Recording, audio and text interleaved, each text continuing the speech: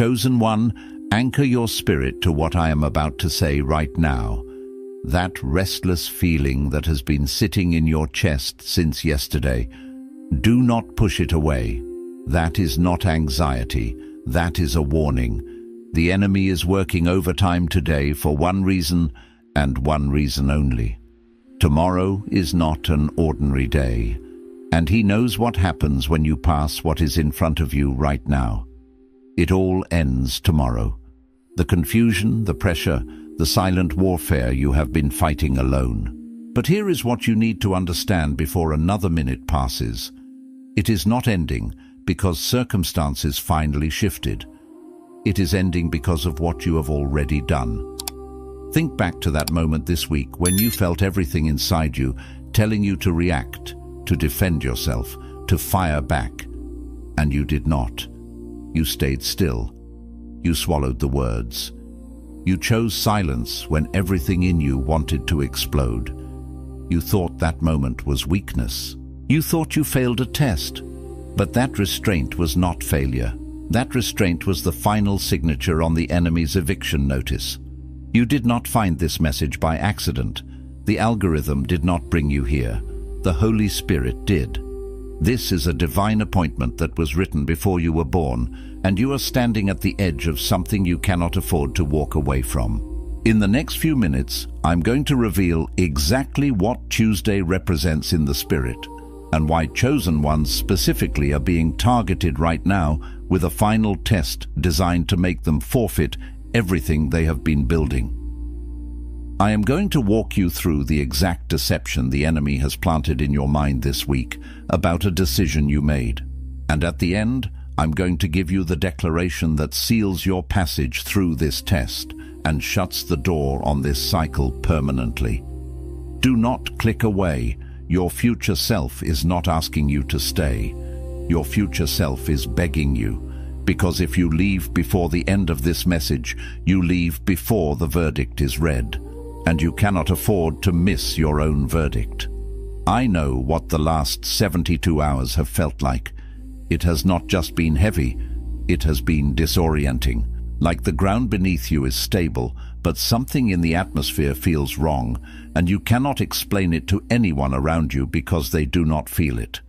Maybe you have been moving through your day this week, performing normally on the outside, while something deep inside you is bracing for impact, waiting for something to break, waiting for the other shoe to drop. Or maybe you woke up at 3 in the morning and could not go back to sleep, and instead of peace, you found your own thoughts interrogating you, replaying conversations, replaying decisions, replaying that one specific moment and asking yourself if that was the moment you got it wrong. You feel suspended, not lost, but not arrived. Like you are standing in the hallway between two rooms and neither door will open. And in that hallway, in that suspension, the enemy has been whispering a very specific lie directly into that silence.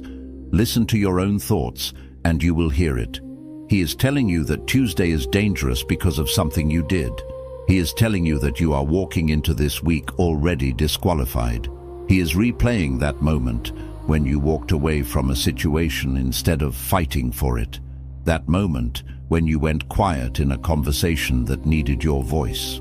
That moment when you stopped pushing and just let something go. He is telling you that was surrender. He is telling you that because you let that go, the blessing passed with it. He is telling you the test that is coming on Tuesday is one you are not equipped to pass because you already showed your weakness. But I need you to hear what the scripture actually says about this moment. Romans 8:28 says, "And we know that all things work together for good to them that love God, to them who are the called according to his purpose." Listen to that word, all things, not the clean things, not the victories, all things, the silence, the retreat, the moment you let go, the conversation you walked away from, the decision that looked like defeat. All of it is working. All of it is being woven into a coordinated conclusion that the enemy cannot dismantle because he did not architect it. God did. You are not walking into Tuesday week. You are walking into Tuesday armed with every decision you made this week that looked like failure and was actually divine positioning. The pressure you feel is not punishment. It is the pressure of a final gate. The weight you are carrying is not the weight of a man or woman who is losing. It is the weight of someone who is about to cross a threshold that changes the entire trajectory of what comes next. You are not being tested because you are failing. You are being tested because heaven is about to promote you, and a promotion at your level requires a final proof. That moment when you stayed silent, that was not weakness. That was your answer on the final exam. You did not disqualify yourself. You qualified yourself in a way you could not have done any other way. Some messages confirm what your spirit already knew. If something just shifted inside you, that is not emotion. That is activation. And what comes next matters more than what came before. The inner sanctum exists for exactly this moment in your journey. 365 days of divine transmissions delivered to you every single morning.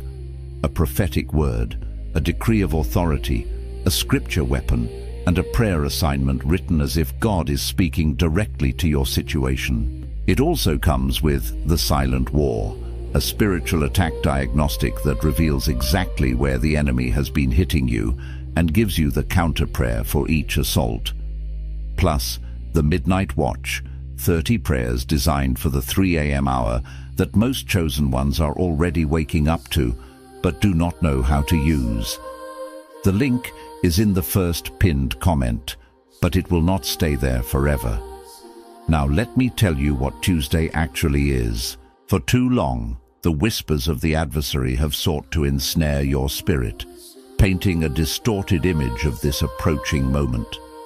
The enemy has been framing it not as a threshold of new beginnings, but as a relentless, unforgiving courtroom where every misstep, every faltering decision, every imperfect choice from your past will be dragged into the harsh light, used as damning evidence against your worthiness and your readiness. He wants you to believe that the ledger of your life is about to be called, and that the verdict will be one of disqualification and regret.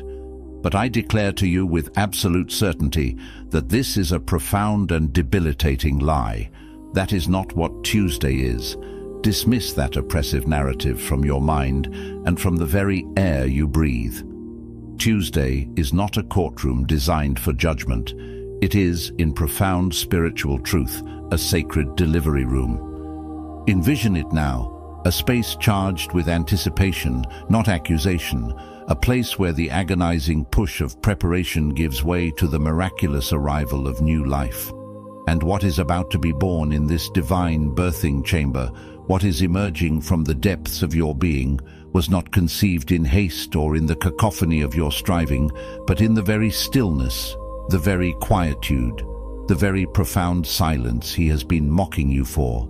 He saw your silence as stagnation, as weakness, as a retreat into irrelevance, when in truth it was a fertile ground where the seeds of your destiny were taking root, incubating in secret, gestating with divine purpose.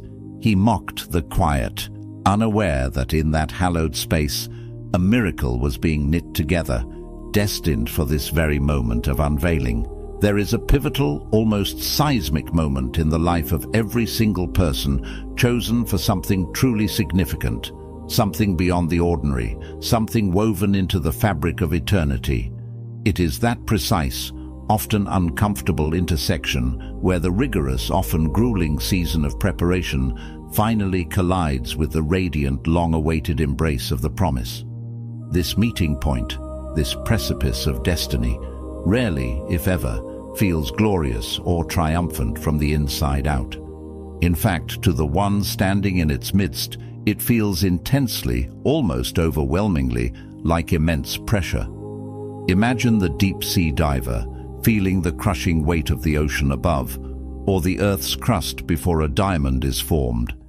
It is a sensation of being compressed, refined, and tested to the very core. It feels like profound suspension, a delicate and agonizing balance between what was and what is yet to be, like a pendulum held at its highest arc, trembling before its descent into momentum. You feel poised, yet powerless, on the cusp of an irrevocable change. It feels like standing at the very edge of something enormous, something breathtakingly vast and utterly transformative, with no visible, tangible bridge stretching out before you, no clear path across the chasm. The sheer magnitude of what lies ahead can feel daunting, even terrifying. And why does it feel this way? Because the bridge you are meant to cross, the path to your breakthrough, is not constructed from the shifting sands of external circumstances, nor is it forged from the gleaming steel of instant gratification or sudden dramatic interventions. No. The true, unyielding bridge is made of the very ground you have already traversed, the terrain you have wrestled through, the trials you have endured, the lessons you have assimilated into the fiber of your being. Every tear shed, every prayer whispered, every moment of perseverance, every quiet act of faith, every doubt overcome, every step forward taken in the face of impossible odds. You have been laying it down, brick by arduous brick, stone by resilient stone, building the very foundation for your future without consciously knowing that is precisely what you were doing. The seemingly random, disparate pieces of your journey were not random at all. They were the essential components of your miraculous crossing. Consider for a moment the profound narrative of Elijah, a prophet whose life was a tapestry woven with astonishing miracles and deep human vulnerability. We often celebrate the magnificent, awe-inspiring Elijah, the Elijah who, on Mount Carmel, boldly called fire down from heaven in a blazing declaration of God's power, consuming the sacrifice and shattering the illusions of Baal worship. This is the Elijah of epic faith, of public triumph. But I want you to focus on the other Elijah, the one who emerged from that victory, not into accolades, but into the raw, unforgiving wilderness. The Elijah who, after such a profound spiritual high, found himself pursued by a vengeful queen, Jezebel, and spiraled into a profound despair. He ran, not with purpose, but in desperation, far into the solitude of the desert, and there, under the sparse shade of a lonely juniper tree, he collapsed. He told God, in the most raw and honest plea, that he had had enough. The biblical account in 1 Kings 19 paints a vivid picture. He lay down and slept under a juniper tree, and behold, an angel touched him and said to him, "Arise and eat." Scripture is unflinching in its portrayal. It says he lay down under that tree, utterly spent, in sheer exhaustion, and with a weary heart, he asked to die. This is not the image of a man radiating strength, purpose, or divine favor. This is not a man who looks poised to receive another earth-shattering divine commission or to embark on the next phase of a monumental calling. This is a man who, to all outward appearances, looks completely finished, utterly broken, depleted beyond measure, ready to simply cease. Yet, what was God's response in that moment of Elijah's profound human frailty and spiritual desolation? Did God rebuke him for his lack of faith? Did he deliver a stern sermon about resilience or chastise him for doubting his omnipotence? No, absolutely not. Instead, with boundless compassion and precise understanding, God sent an angel, a messenger of divine care, who gently touched him and offered a simple, profound instruction. Arise and eat. And then, a revelation of deep empathy, because the journey is too great for you. That miraculous provision, the baked bread and jar of water, was not a reward for Elijah's strength, for he had none left to offer. It was not a prize for his unwavering faith, for his faith was undeniably wavering. It was rather a tender, immediate and unconditional response to his utter, complete and vulnerable surrender. He gave up, and God showed up. And what transpired after that pivotal moment under the juniper tree? Not another public spectacle, but a deep, intimate encounter in the quietude of a cave, where God spoke to him not in the wind, the earthquake, or the fire, but in a still, small voice. From that renewed, humble place, Elijah received a fresh assignment, one that was so monumental it outlasted his own physical lifetime, shaping the spiritual landscape for generations.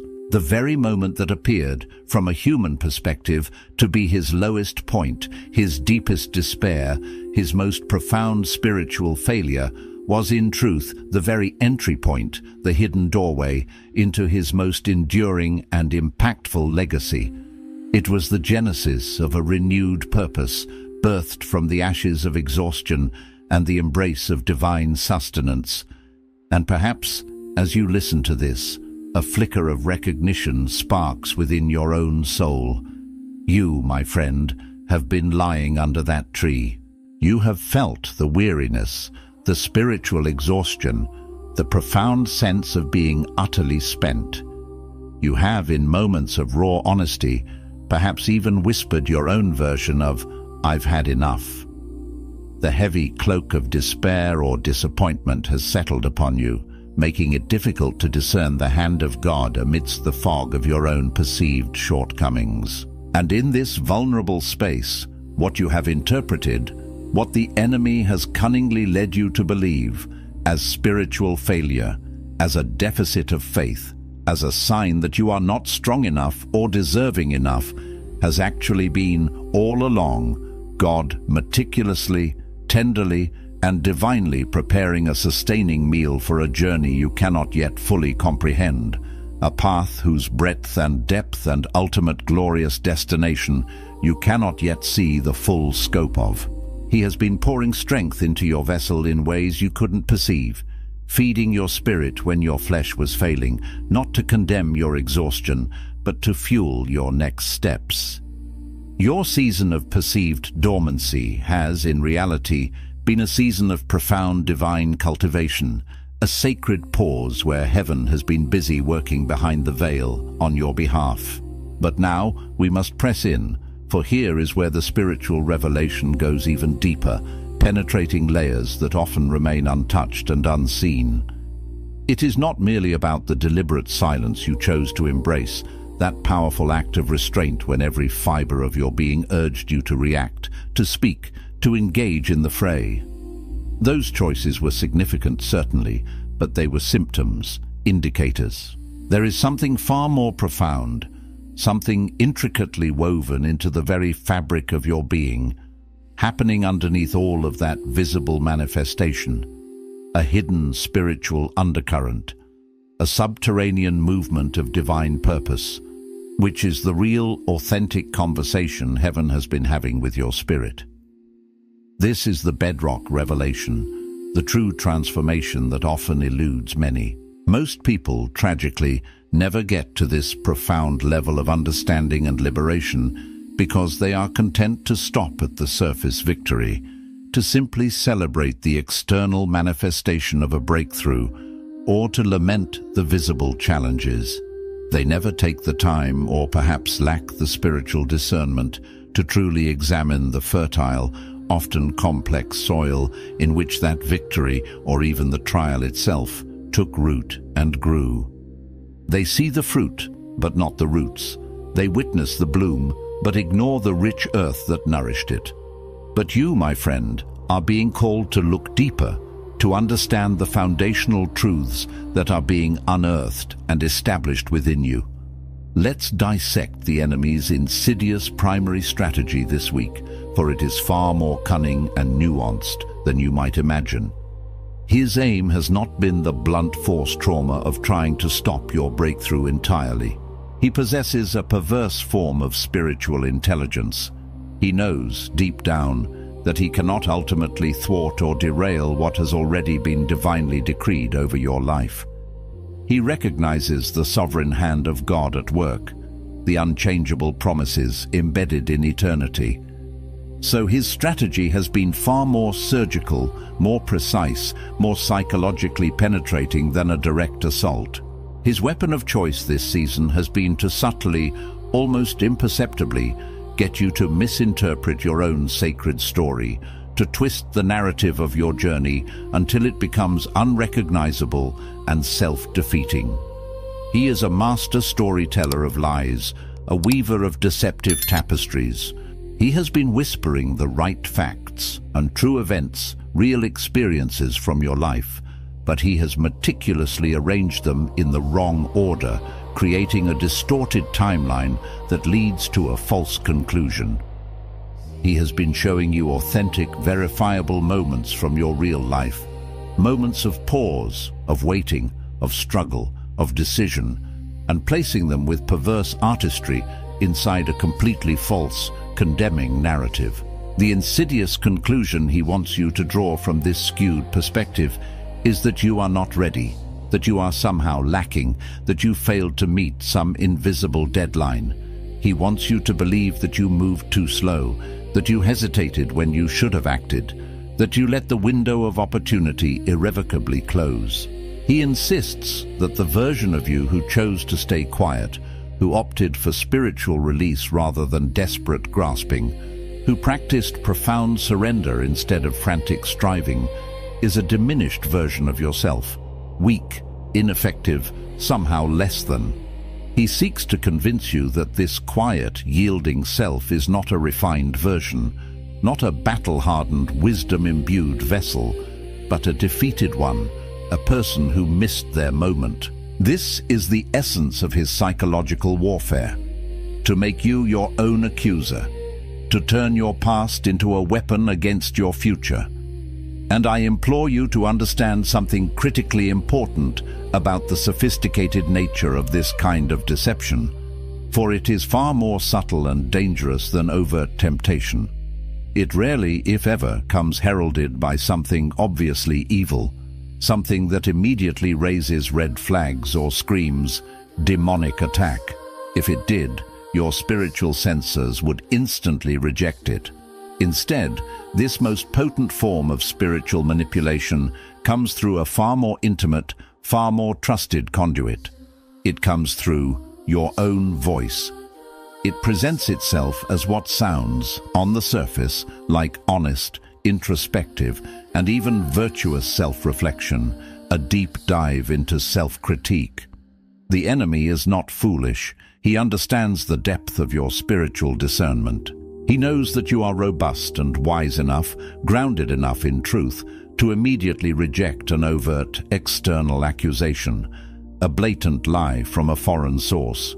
So, with cunning precision, he has learned to adapt his tactics. He has mastered the art of ventriloquism, speaking directly into the chamber of your mind, using your tone, resonating at your precise frequency, employing your unique vocabulary, your personal vernacular, and delivering a verdict, a judgment that sounds uncannily like genuine self-awareness, like a moment of profound personal insight or accountability. But do not be fooled. What masquerades as truthful introspection is, in reality, a meticulously crafted spiritual trap, designed to bind you in shame, doubt, and paralysis, severing your connection to divine truth and keeping you from the glorious future God has ordained. It's the serpent in the garden, speaking through the familiar, appealing to your intellect and your desire for truth, but twisting it into a soul-crushing lie. Therefore, it is imperative that you differentiate with absolute clarity. That relentless, often cruel inner critic you have been listening to with such intensity and anguish this week, that persistent voice tearing down your efforts, questioning your motives, undermining your worth, let me be unequivocally clear: that is not your conscience. Your conscience, a divine gift, is designed to guide you toward rectitude, to gently, or sometimes firmly, lead you to correction when you genuinely deviate, and ultimately to usher you into a state of profound peace, reconciliation, and restoration. Its purpose is to illuminate truth, to bring about healthy conviction that motivates change and growth. It's a compass, not a cudgel. What you have been hearing, however, that relentless monologue of self-condemnation, that spiral of accusation and regret, leads you only to spiritual paralysis and debilitating shame. It freezes you in place, making action impossible, and wraps you in a suffocating blanket of unworthiness. These are not merely different nuances of the same internal voice. These are two fundamentally, radically different spiritual sources at play within the battlefield of your soul. One is from the Spirit of God, a whisper of grace and guidance. The other is from the spirit of accusation, a scream of condemnation and control. Discerning the source is the key to breaking free from its grip. And what is coming next in just a moment, the thing I'm about to show you about the decision you have been second-guessing, is the part that is going to break this cycle at its root. Stay with me, because here is the profound, liberating truth you absolutely need to understand about that specific, agonizing decision. The one that haunts your quiet hours, the one you have been ceaselessly replaying in the theater of your mind, dissecting every angle, every word, every potential outcome. The one that felt, in the moment, like an act of profound surrender or letting go, when every instinct, every societal expectation, perhaps even your own fear, screamed that you should have held on tighter, grasped more firmly, fought harder. The very decision that the enemy, with his relentless accusations, has been cunningly presenting to you as irrefutable evidence of your weakness, your timidity, your lack of resolve, or your spiritual inadequacy. I declare to you, that decision did not close a door. No, it was not a termination, a finality, a sealing off of opportunity. Instead, in a powerful prophetic act that you could not fully perceive at the time, that decision cleared a room. Imagine a sacred space within your life, previously cluttered with the debris of the past, filled with things that were good but not God, or even things that were simply not meant for your next chapter. Your choice, your act of release, swept that space clean, and you cannot yet fully perceive or grasp what glorious divine purpose is meant to fill that newly opened expansive space, because that spiritual room is still actively being sanctified, cleansed, and meticulously prepared by heaven itself for what is coming, for the arrival of something so pure, so potent, so perfectly aligned with your destiny, that it demands an unblemished, consecrated vessel. But understand this with unwavering clarity. The precise moment you made that choice, the very instant you consciously chose to release instead of desperately grasping, to gracefully walk away instead of foolishly escalating, to let it go with trust instead of trying to force an outcome through sheer will or control. That moment was not an act of losing something precious or vital. It was rather a powerful, prophetic act of making room for something far greater, something holier, something more aligned with your truest self and highest calling, something that could not, under any spiritual law, coexist in the same space with what you so courageously released. It was an act of divine decluttering, clearing the stage for a new, grander play. Reflect upon the powerful, transformative account of Jacob at the Jabbok River, a narrative that speaks volumes about divine encounter and the nature of true blessing. Jacob, on the eve of a terrifying reunion with his estranged brother Esau, found himself utterly alone in the darkness. There, in that profound solitude and fear, he wrestled through the long, arduous night with an unknown assailant, whom Scripture later reveals to be an angel, a messenger of God. The struggle was intense, physical, and deeply spiritual, and the sacred text records a pivotal detail. When the angel, despite his divine power, could not prevail against him, a testament to Jacob's fierce, stubborn tenacity, he touched the socket of Jacob's hip with a supernatural touch, and it was immediately dislocated, wrenched out of joint. From that moment, Jacob wrestled on, but now with a profound, debilitating limp, a physical manifestation of his encounter.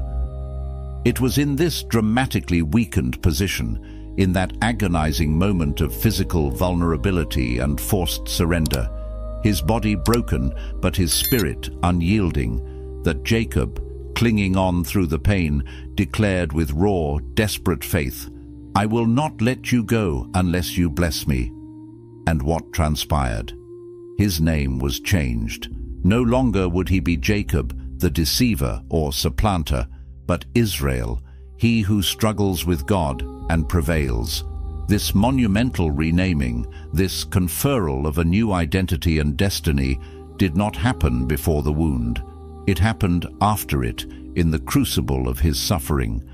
The profound generational blessing came not despite the injury, but through the very injury that, by all human standards, should have utterly disqualified him, rendering him useless for leadership or physical exertion. He walked into his magnificent new name, his elevated purpose, with a visible, unmistakable limp, a physical reminder he would carry for the rest of his earthly life. And that limp, that permanent alteration, was not a shameful reminder of failure, not a badge of defeat, not a mark of inadequacy. No, it was, in truth, the indelible sacred mark of a man who had grappled with the divine in the profound darkness of his deepest fear, who had refused to release his grip until heaven released its favor. It was the visible evidence of a transforming encounter, a testament to his tenacity and God's faithfulness. The thing you are limping from right now is not a sign that you lost the wrestle. It is the mark of someone who held on until the blessing came through. And this profound truth leads us to a revelation that most people, even those walking a spiritual path, miss entirely, a jewel of wisdom often obscured by human striving for perfection. The ones who are truly chosen for the kind of monumental, transformative assignment you are being meticulously prepared for, the ones destined to carry a unique torch of hope and healing into a fractured world, are emphatically not chosen because they are miraculously without wound. They are not plucked from the masses because they possess some pristine, unblemished or pain-free existence. Such an expectation is not only unrealistic, but utterly misses the profound spiritual alchemy at play. Instead, they are chosen precisely because they have learned, through arduous experience and divine grace, what to do with the wound.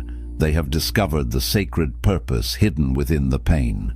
They do not attempt to conceal their scars with layers of pretense or shame, pretending an unblemished perfection that does not exist.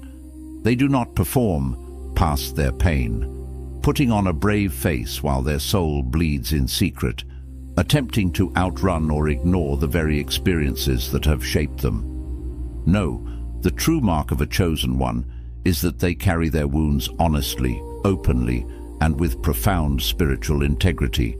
And in that very transparency, that raw, authentic vulnerability, a miraculous spiritual dynamic unfolds.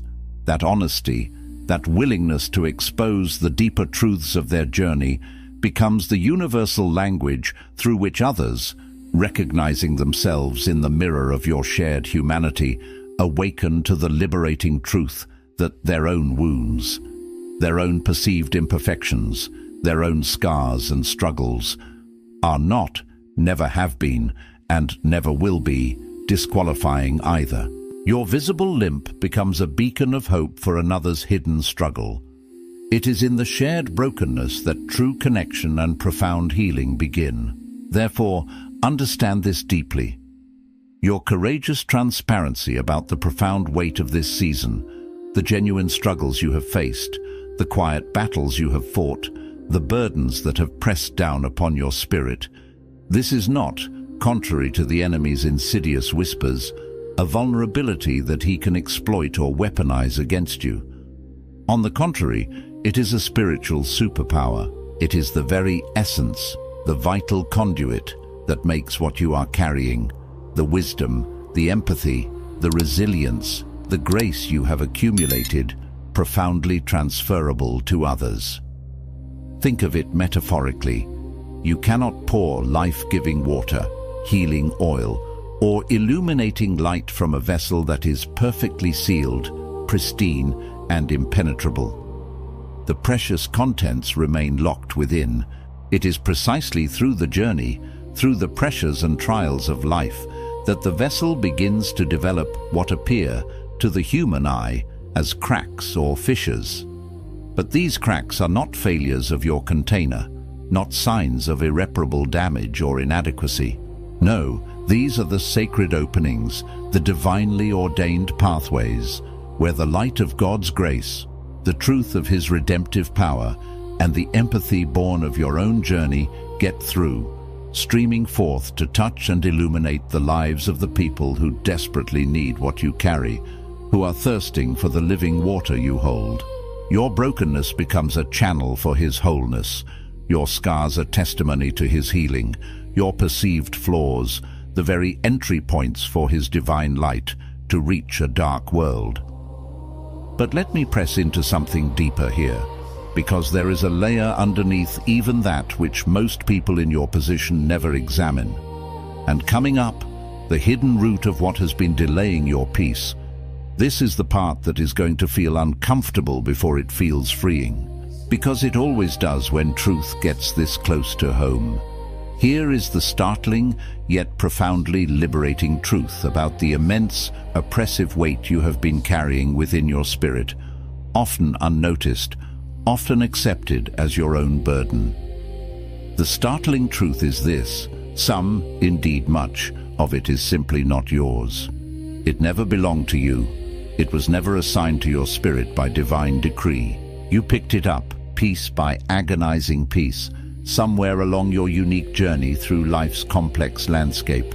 And you did so not out of malice or foolishness, but precisely because you are the extraordinary kind of person who feels deeply, whose empathy extends beyond the superficial, whose heart aches with the struggles of others. You are the one who takes responsibility seriously, often to a fault, believing it is your duty to manage outcomes and mend brokenness. You are the one who, with a noble but misguided spirit, would rather carry more, absorb more, endure more, than stand idly by and watch someone else struggle, suffer, or collapse under their own burden. This profound capacity for empathy, this deep sense of responsibility, this willingness to step into the breach for others, these are not weaknesses. On the contrary, they are magnificent, divinely imprinted gifts, marks of a compassionate and servant heart. But what the enemy, ever the deceiver, has done with your sacred gift is something truly insidious. He has twisted it, weaponized it, turning your beautiful empathic heart into a spiritual storage unit, a receptacle for burdens that were never meant for your shoulders. He has been systematically, cunningly loading weight onto you, the emotional fallout of others' choices, the spiritual debris of their failures, the relational strains they create, the unfulfilled expectations from their lives, weight that was never, ever assigned to your soul. Why? Because he knows a fundamental spiritual principle, a chosen one, a person destined for significant impact and divine purpose, with their sacred assigned load doubled or tripled by unassigned burdens, moves at half the speed, if they move at all. He knows that an overloaded vessel founders, that a burdened spirit becomes weary and ineffective, and that a spirit taxed beyond its capacity eventually stalls, unable to fulfill its true, God-given mission. Take a deep, honest inventory of your spirit. I guarantee you, there are heavy burdens residing within your chest right now, pressing against your heart, weighing down your very soul, that genuinely and irrevocably belong to other people's choices, their decisions, their consequences, their unresolved issues. These are not your burdens to bear, yet you have shouldered them with a sense of obligation. There are outcomes, entire trajectories of events that you have been, with relentless self-criticism, holding yourself personally responsible for, outcomes that were never, not for a single moment, truly within your power to control, to steer, or to fix. You are not omnipotent, and that is a grace, not a flaw. Furthermore, there are complex, draining relationships you have been painstakingly managing, delicately balancing, and constantly tending to, often at great cost to your own peace and well-being. There are intricate interpersonal dynamics you have been striving to maintain, to stabilize, to keep from imploding, pouring your energy into situations that were never yours to orchestrate. And there are profound, often painful silences you have been meticulously protecting, guarding secrets, shielding others from consequences, or preventing necessary confrontations, not because you were divinely called to carry these specific responsibilities, not because they align with your true purpose, but because somewhere along the winding path of your life, in a moment of vulnerability or misguided compassion, you made a hidden, unconscious agreement. You decided in the depths of your being that your intrinsic worth, your value as a person, your lovability, was inextricably connected to how much you could hold, how much you could absorb, how much you could endure without visibly breaking, without showing the strain. This unspoken contract, this internal vow of self-sacrifice, has been silently draining your spiritual reserves, convincing you that your strength is measured by your capacity for suffering on behalf of others. And this, precisely this, is the subtle, hidden agreement, the unspoken contract you unknowingly entered into that has been quietly, insidiously taxing your spirit, depleting your energy, and eroding your peace from within. It's not primarily the overt, external attacks of the enemy, though those are real. It's not merely the crushing weight of circumstances pressing in from every conceivable direction, though those trials are undeniably challenging. No, the most profound drain, the most deeply embedded spiritual hindrance, stems from the agreement you made with yourself at some critical juncture, perhaps very early in your life, imprinted during formative experiences, or solidified through patterns of selfless giving. This agreement whispers and insists that love, true, authentic love, invariably looks like relentless sacrifice.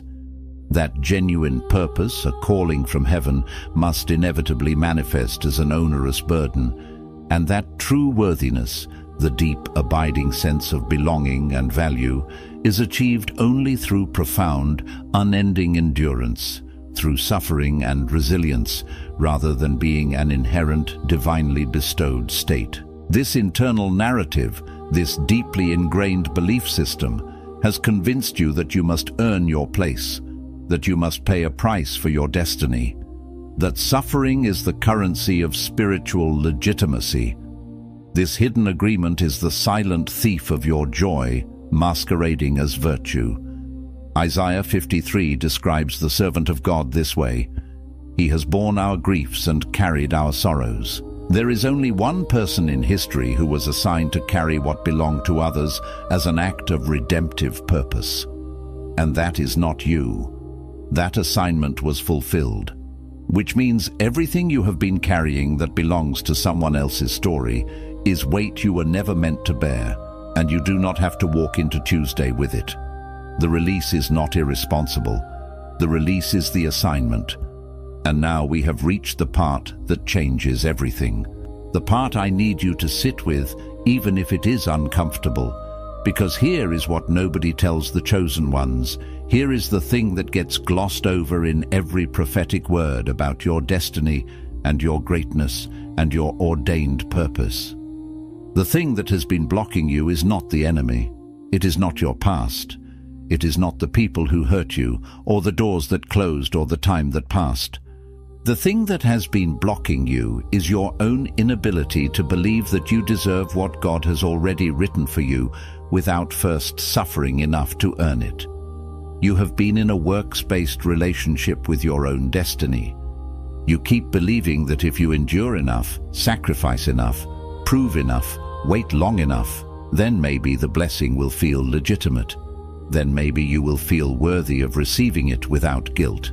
Then maybe you will stop bracing for it to be taken away because some part of you still believes you have not paid enough to keep it. But grace does not work that way. The inheritance was not purchased with your suffering. It was purchased before your suffering began. And what God has written over your life does not require your pain as a down payment. It requires your surrender, not the surrender of defeat. The surrender of a child who finally stops trying to carry the weight of their own redemption and lets the one who already did that do what he promised. You are not walking into Tuesday to earn anything. You are walking into Tuesday to receive what was already prepared. The difference between those two postures is the difference between straining and stepping in. And for the first time in a long time, you are being given permission to step in without having to earn the ground beneath your feet. This is your moment. Not the moment after you get it right. Not the moment after you prove yourself worthy. This moment, right now. In the wait and the uncertainty and the 3 a.m. thoughts and the second guessing and the limp and the silence.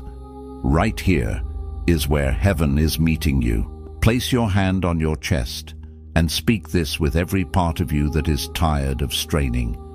I release every burden that was never mine to carry. I release every verdict the enemy has spoken over my decisions this week.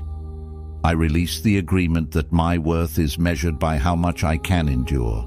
I break agreement with the lie that my silence was surrender and declare that my restraint was my weapon. I receive what has already been written over my life without condition, without performance, and without delay. I walk into tomorrow not as someone trying to pass a test, but as someone who has already been found worthy by the one whose verdict is the only one that matters. The confusion ends now. The cycle closes now. The weight lifts now. And I step forward into the room that has been waiting for me with nothing to prove and everything to receive. It is done. It is sealed. And I will not leave this moment unchanged. If this word found you today, it did not find you by accident. Share it with one person whose spirit has been under pressure this week. You do not have to explain it. Just send it. Because maybe what you just received was meant to travel further than you.